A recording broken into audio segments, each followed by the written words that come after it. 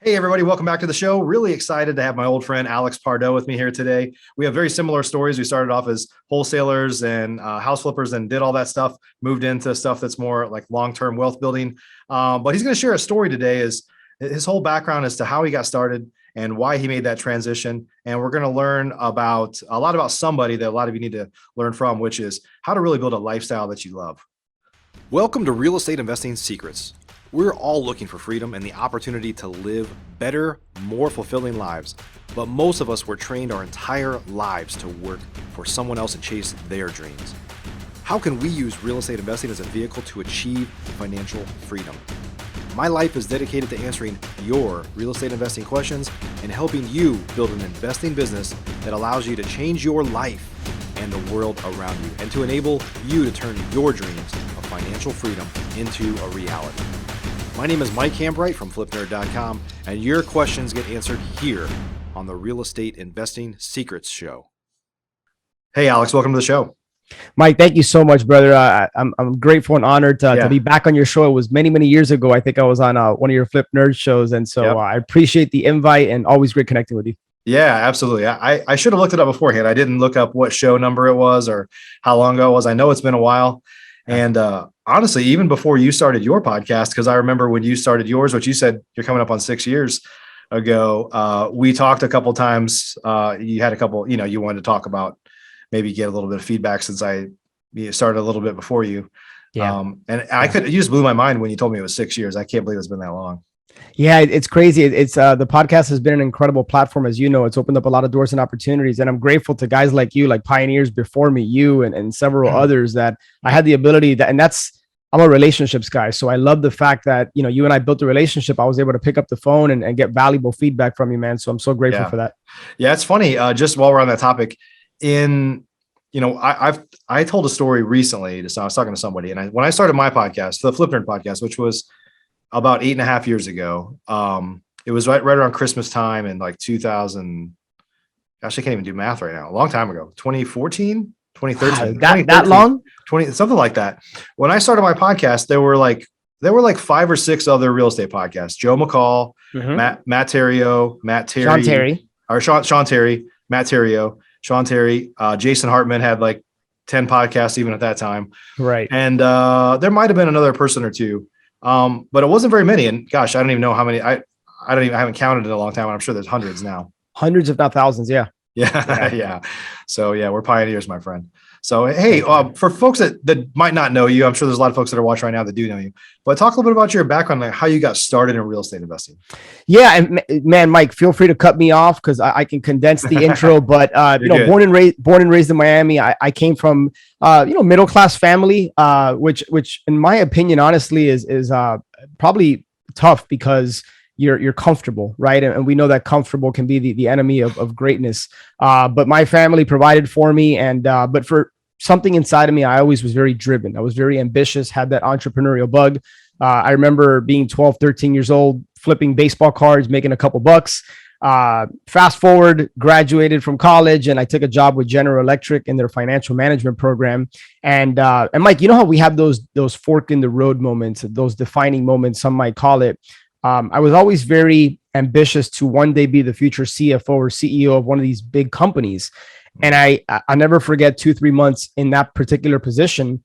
I would look at my boss and then all the way up the ladder to the CFO, and I saw their lifestyle or their lack thereof. And I said, I don't want that for myself. Right. And for me, dude, that's when I knew like, I don't want to work for someone. So I finished off that 2-year program. I went backpacking around Europe for 3.5 months, which is a completely different podcast, and ended up going to a Dave Lindahl Marketing for Deals boot camp in 2005. Ripped out one of the pre-foreclosure letters, made photocopies, sent out a direct mail campaign, and long story short, I landed my first deal, made 44 grand about 2.5 months later. Awesome, and then the rest is history, right?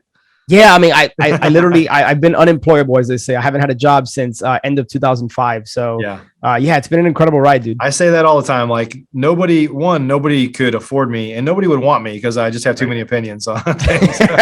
That's exactly right.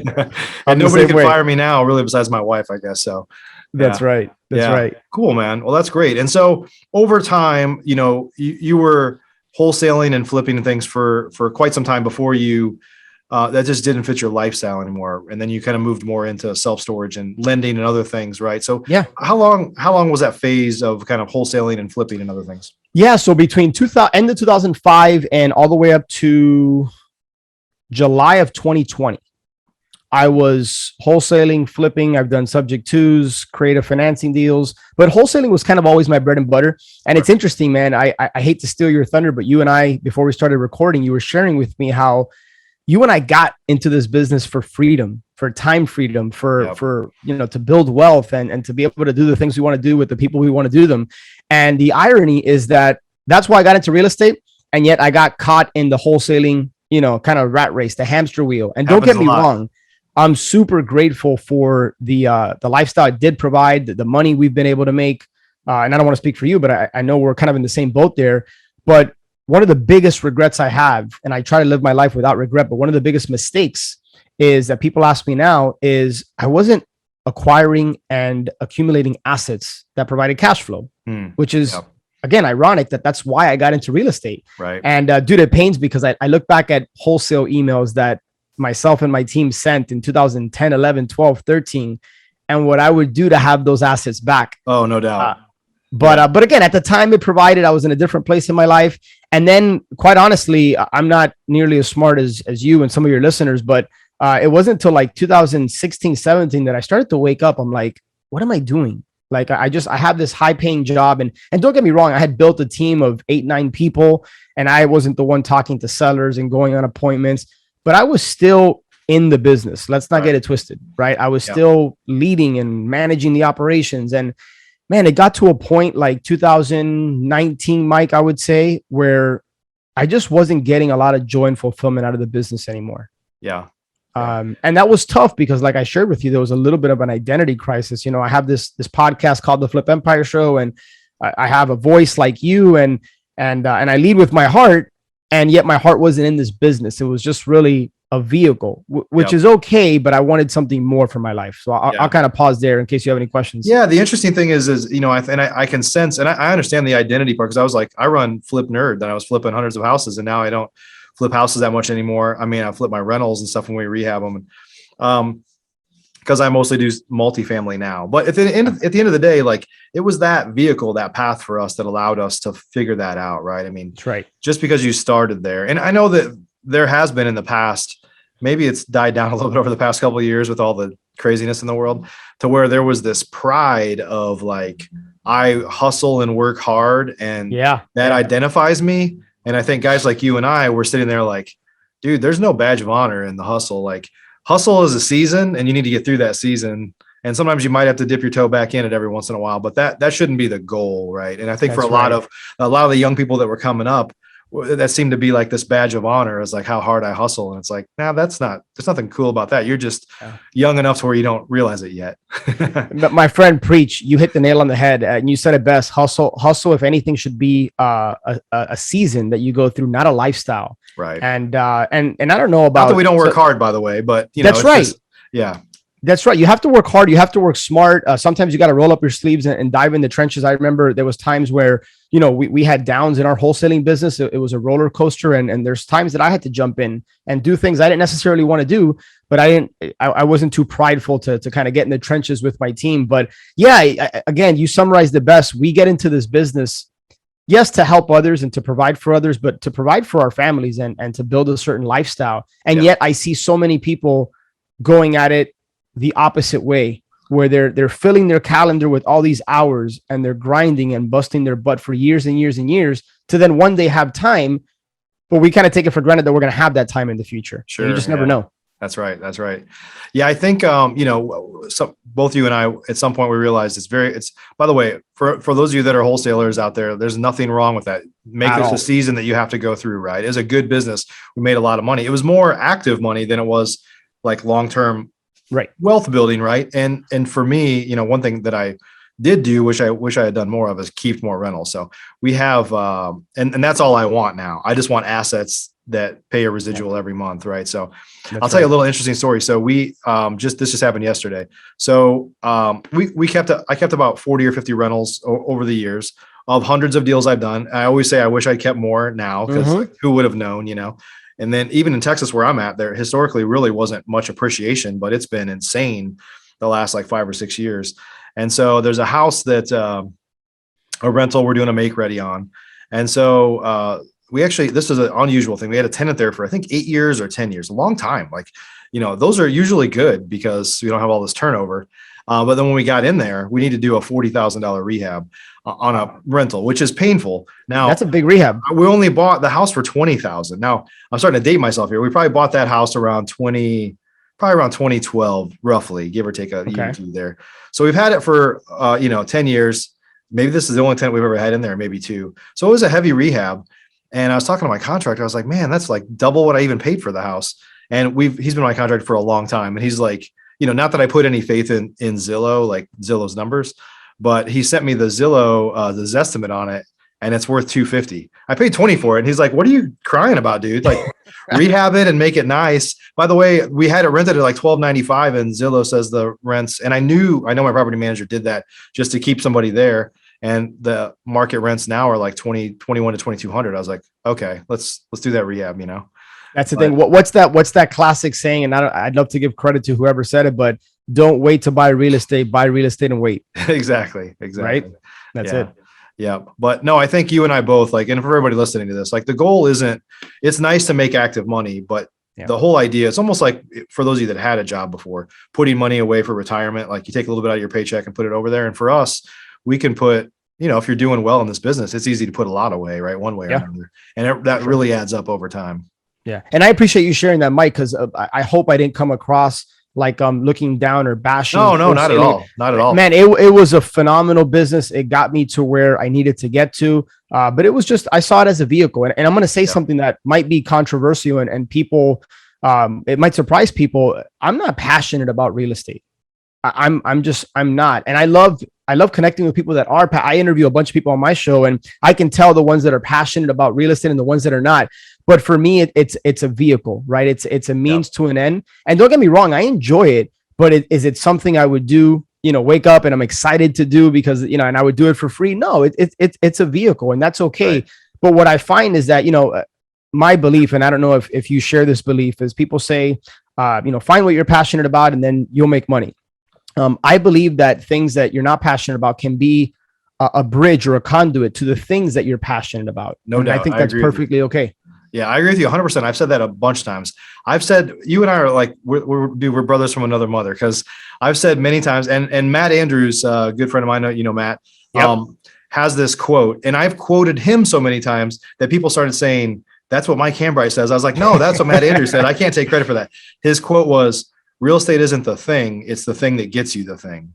Right. And I agree completely. Like it's great. I love it as an asset class, but I don't love it like I would love to maybe like go out and play golf or, exactly. It's not like a hobby anymore. It's like, it's a means to an end, and it's a powerful one for sure. That's right. And I tell people all the time, my wife has a ton of hobbies that she would not be able to probably have the time to do if it wasn't for our real estate business. And they're not real estate, they're yoga. She's got a bunch of bonsai trees. Like, so my wife has a ton of hobbies. Mine is like more business, for the most part, but she wouldn't be cut from the same cloth. She wouldn't be able to do all those same things if the real estate didn't enable that. And that's a great thing. Yep. That's right. Yeah, brother. I like, so you and I have known each other for probably a decade or so. And I didn't realize until now how similar we are, which is why we just vibe and connect so well, man. So I appreciate you sharing that. So let's talk about, so you started to realize that you wanted more cash flow. You wanted more business that you can do a deal one time and get paid on it over and over and over again, right? That provides a little bit more. I hate to use the word passive because none of this stuff is ever really passive, but let's say residual income, right? So talk about how you kind of transitioned there. Yeah. So, it's interesting because I decided to pull the plug on my wholesaling operation. And when I say pull the plug, I had a transition with my COO at the time that he was going to take things over. And that didn't end up working out long term. But shortly after COVID, and some people that might not know me say, oh, you did it because of COVID. I remember being at Collective Genius, September 2019. And I opened up for the first time publicly about the fact that, hey, I'm considering, do I want to continue to move forward in this business? And how do I reimagine things to fit the vision that I've created for myself, the vision I have for my life? And eyes kind of wide open. Then after that presentation, I remember so many people came up to me and said, dude, I can relate. Thank you for sharing that. Yeah. And then I started to talk about it on my podcast, and then it COVID accelerated it for sure, but I had already made the decision. That just gave me a reason to do it. And I remember my coach at the time told me, you're going to be anxious to jump into the next business, conquer the next mountain. He said, take some time off, enjoy the fruits of your labor. We run a mastermind called Ascend, and I love doing the podcast. And so I just focused on that. And I felt the time was right. Storage was one of those asset classes that, when I researched multifamily and commercial, like all the different commercial assets, storage is the one that appealed to me. Yep. And so I committed myself at that moment. I think for me, that's one of the things that has helped me get to where I am today. And I say that humbly, is that when I decide, I burn the ships and I don't look back. Yeah, that's great. And then it was a journey. It took 4 or 5 months to get a 340 unit facility under contract. And 2.5 months later, we finally closed on that one, and actively looking for the next one. Yeah, that's awesome. Yeah, I've said this many times. You'll identify with this too, because we're so similar. Even when you were at the peak in this business and it was going well, there are days when you wake up and you're like, I'm gonna 10x this thing, and then by lunchtime you're like, I'm shutting this sucker down. Oh, that is so true. And this business it's a roller coaster, emotionally, financially, and if you ride it long enough, there's way more ups than downs. Emotionally and financially, I think. But you have to be willing to ride. And I've seen, and I'm sure you've seen a lot of people that come and go that dip their toe in the water and they're in and out, and it just is kind of wasn't for them, right? So it's this real estate investing, but especially wholesaling and flipping, and that is not for the faint of heart, right? That's right. No, and to piggyback on something you said that I just thought of, I just finished reading a book called The Wealthy Gardener, which I highly recommend. And it's kind of the equivalent of just, in the garden, you plant a bunch of seeds and yet you don't pour enough water on them, and you just continue to plant seeds. You're not going to really go very far. Those things are not going to sprout. They're not going to grow. And so you got to focus, you got to stay consistent. You got to continue to plant the seed and water it. There's too many people out there that are being swayed by what they see on social media and seeing, oh, e-com, I want to do that. And commercial, I want to do that. And wholesaling. And they spread themselves so thin, and yet they judge themselves based on the lack of success when they compare to what they see on social. Yeah. And I think it's a problem. Yeah. You just made me thought of something. I watched this. There's some documentary on Netflix or about farming that I just watched like a couple of weeks ago. And it's basically talking about how hard farming really is. Like a lot of people think there's all, and this is like real farming. They followed like 4 or 5 different families that farm. And they're really, most of them seem to be transitioning it from the parents to the kids now that are like young adults. And they were just talking about, how hard of a business it is. Mm-hmm. And there was a scene where they had put a bunch of seeds out and they waited for them to sprout. And then in some areas they could see where they weren't sprouting, and they were down there digging in the dirt, like trying to find those seeds. Like, why didn't they sprout?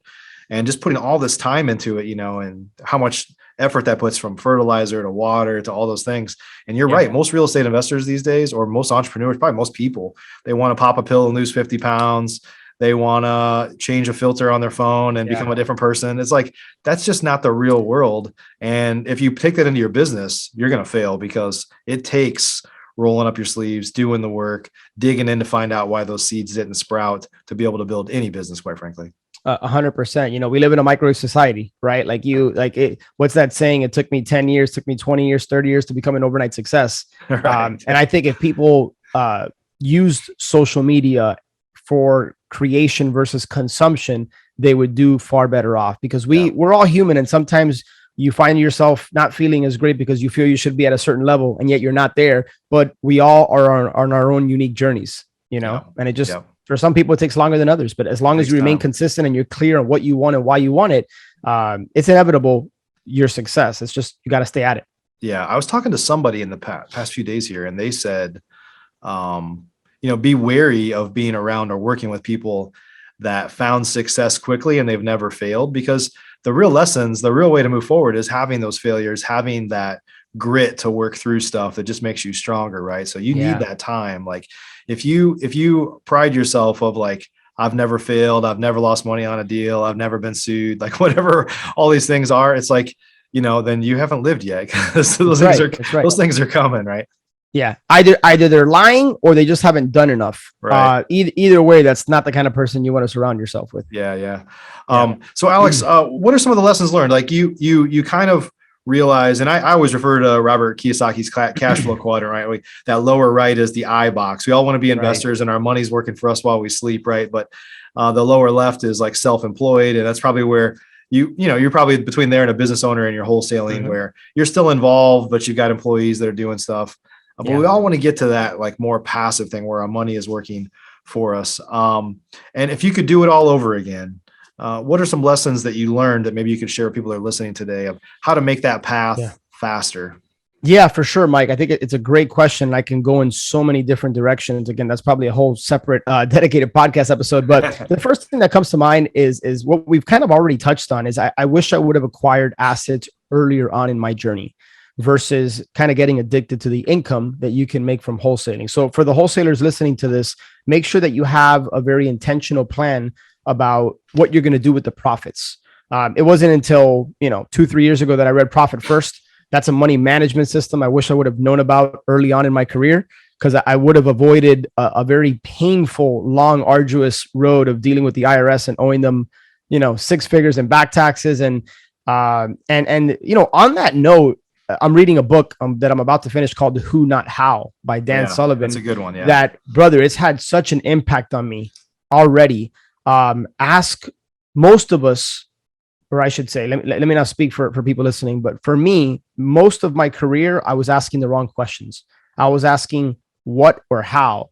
And what I've come to realize as of recent is every time I would ask who and I would identify the key team members, the right pieces of the puzzle, and I would work with those people, I would accelerate further with whatever goal I have. Same thing applied with storage. I started asking when I got into storage, I didn't really know anything about the asset class. I said, who can help me advance in this new journey? And I found the right who, and that was like pouring fuel on the fire. So for those of you listening, stop trying to figure out the X's and O's. Believe it or not, that's the easy part. Plug into Mike Hambright, plug into his shows, plug into YouTube. I mean, there's so many resources out there. Focus your energy and your attention on finding the right people. Build the right team around you that's going to uplift you, hold you accountable, tell you what you need to hear, not what you want to hear. And I think those are some valuable life lessons that I've learned along the way. Yep. Yeah. Shows like yours, shows like Flipnerd, there's lots of other great podcasts out there. Like they changed everything for me, because prior to that time, I'm like dating myself now. And I told you when I first started, there was only a few podcasts, but there just wasn't social media wasn't really anything, 8 years ago, not much, not like it is now. And so it was harder to find information back then. And now information is everywhere. It's really an overload. So you really have to find a couple people that you admire, that you resonate with, their story resonates with you, and just learn everything you can from that person, almost whatever it costs. So be willing to, like you said, we talk about the business. What are you gonna do with the profits? Like they really should, from my perspective, you should invest it. It depends on everybody has different goals too. We can't dismiss that maybe your goal isn't to grow, but we're going to use the assumption that people want to grow their business, expand their footprint. But you got to invest back in the business with marketing and your team. You have to invest in yourself by surrounding yourself with the right people in different masterminds or coaching. And there's a lot of, invest in information, access to information and other groups you can be a part of. And one of the things that's kind of interesting that I've started doing is I got into another group totally outside of real estate. I wanted to get out of, because everywhere I go to a lot. I'm in a bunch of different masterminds. I host masterminds, and it's all the same people, right? I went to a non-real estate mastermind recently that I joined, and there's hundreds of people there. And I was like, I don't know a single person here. And it was cool because refreshing. I didn't have to like pretend to be anybody or, I didn't necessarily, not that I don't like meeting people, but it was just kind of nice. Like I don't have anybody to talk to. I can just like be a sponge and absorb instead of, having some expectation of me there. And there ended up being one guy, he's like, are you Mike Hambright from Flipnerd? I was like, yeah. How's it going? I was like, there's one guy, but it was cool. It was cool, but it was just refreshing. So my point in that is you and I both run masterminds. I mean, I think that should be a cool thing for people to listen to, is two people that run amazing masterminds are on each other's shows. And I'm going to be on your show soon, and just having this abundance mindset of how to surround yourself with the right people, irregardless of whether they're your competition or not. I mean, there's plenty of opportunity in this world for all of us, right?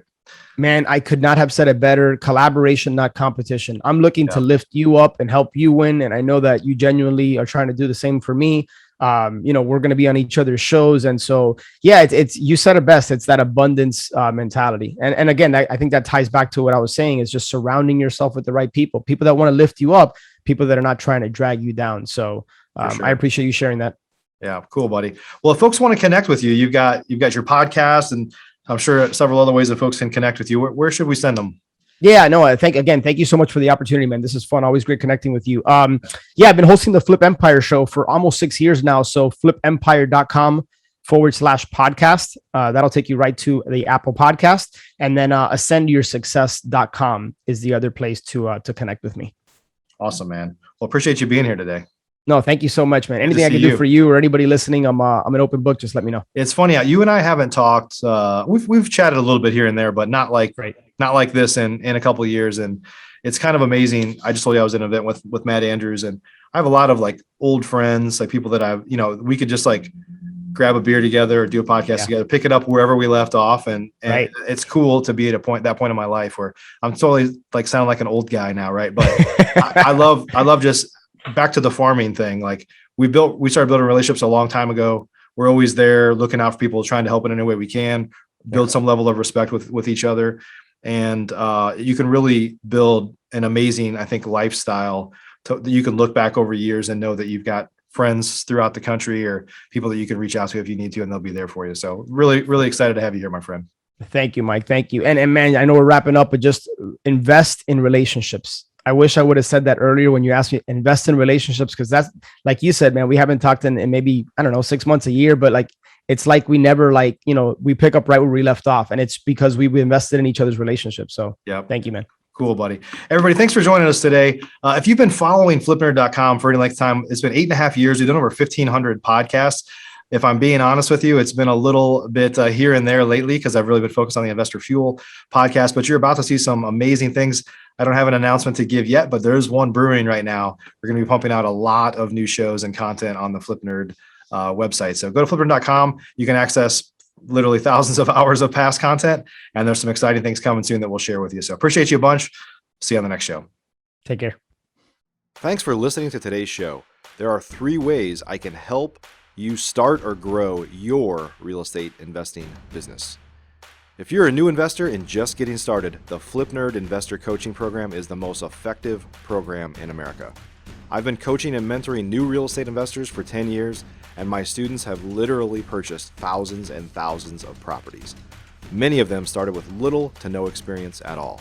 Our program is a paint-by-numbers program where we tell you exactly what to do week by week to make sure that you don't get distracted on your way to results.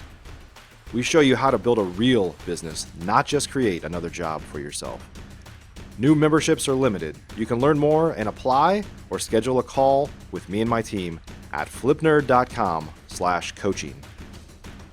If you're an experienced investor doing a minimum of 10 deals a year, up to 500 deals a year or more, or have a multi-million-dollar real estate portfolio already, you should check out our powerful Investor Fuel Real Estate Investor Mastermind. Over 100 of the nation's leading real estate investors are members, and it's not uncommon for our members to 2 to 5x their business just from getting around other members at Investor Fuel. At Investor Fuel, each of us are business advisors to one another's businesses, but we don't stop at business. We focus heavily on becoming better people and living fuller lives. If you're looking for fuel for your business or fuel for your life, please check out investorfuel.com. Applications and interviews are required, as most investors are not a fit for our community. Please learn more at investorfuel.com. If you're not ready for coaching or masterminds but eager to start learning more about investing, please join our private Facebook group by visiting flipnerd.com/Facebook. New members get access to free training from us right here at flipnerd.com, and it's a community to safely ask your questions, a great place to get started. Simply go to flipnerd.com/Facebook to request your access today.